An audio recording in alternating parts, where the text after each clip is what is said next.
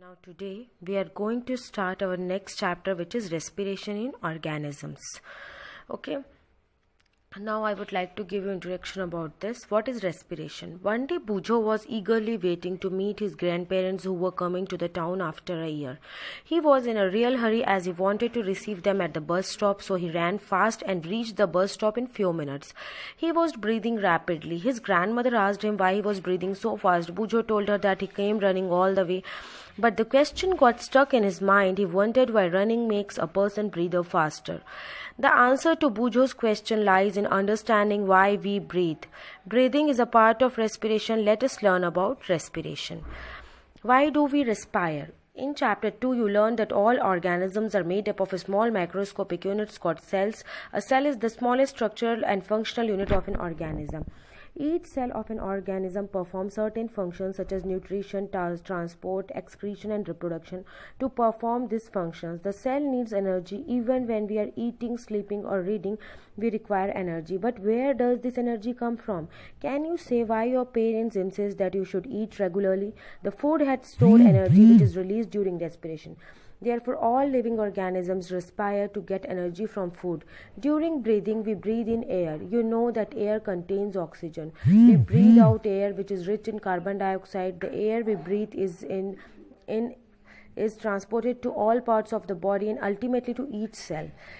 Means whatever we breathe through it, the energy we get from the food transported to all part of the body and each cells. In the cells, oxygen in the air helps in the breakdown of food. The process of breakdown of food in the cell with the release of energy is called cellular respiration. Cellular respiration takes place in the cells of all organisms. In the cell, the food is broken down into carbon dioxide and water using oxygen. When breakdown of glucose occurs with the use of oxygen, it is called aerobic respiration. Food can broken down without using oxygen. This is called anaerobic respiration. Okay. So in anaerobic respiration, it is in the presence of, aerobic respiration occurs in the presence of oxygen. Anaerobic respiration occurs in the absence of oxygen. Okay. So also you have seen that our muscles also respire anaerobically, but only for a short time when there is a temporary deficiency of oxygen. Let us understand this. During heavy exercise, fast running, cycling, walking for many hours or heavy weight lifting, the demand of energy is high, but the supply of oxygen to produce the energy is limited. Then anaerobic respiration takes place in the muscle cell to fulfill the demand of energy. Glucose in the absence of oxygen gives lactic energy plus energy. Have you ever wondered why you get muscle cramps after heavy exercise? The cramps occur when muscle cells respire anaerobically.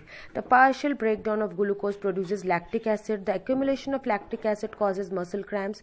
We get relief from cramps after a hot water bath or a massage. Can you guess why it is so? Hot water bath or massage improves circulation of blood. As a result, the supply of oxygen to the muscle cells increases. The increase in the supply of oxygen results in complete breakdown of lactic acid into carbon dioxide and water. That's all for today. Thank you and have a nice day. Now today